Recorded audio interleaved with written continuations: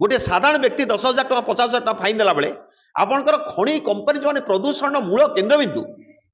हाराहारी जंगल जल जमी सब नष्ट कर चलती पानी सब नष्ट कर चलती जहां सुप्रीमकोर्ट कही खनि आदाय कर फाइन केते 3,996 कोटी टका 42 कंपनी उपरे जलकर पड़ी 3,966 कोटी टका आज्ञा जो कंपनी माने खनि खोलिया कथा अवहेला कर 5 वर्ष भितर हाराहारी 42,000 कोटी टका पड़ी से कथा सरकार आदाय कर पारना कि साधारण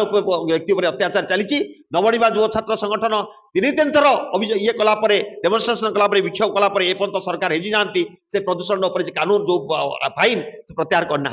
तृतीय कथा आज स्मार्ट मीटर जो लगुच टाटा टाटा पावर जो लूट करुच्ची से लूट्र कि सरकार शिकार होची साधारण जनता और आज स्मार्ट मीटर जो शोषण होगा जाऊँगी आकु एवं ता सहित जदि से चाषी को लेकर विक्षोभ करिया गला चाषी खाली प्रतिवाद करिया गला ताले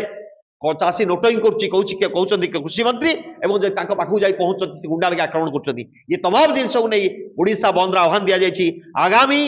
28 तारीख जनवरी 28 तारीख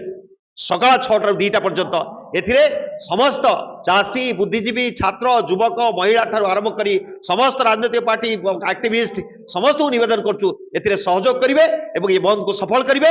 जदि ये बंद सफल हुए ताले सरकार हेजिबे एवं चाषी बंचिले देश बंचिव साधारण व्यक्ति ये प्रदूषण कानून मुक्त हो पारिबो ये टाटा पावर अत्याचार मुक्त हो पारिबो एवं गोटे गणतांत्रिक पद्धतिर व्यवस्था स्थापित हो पारिबो।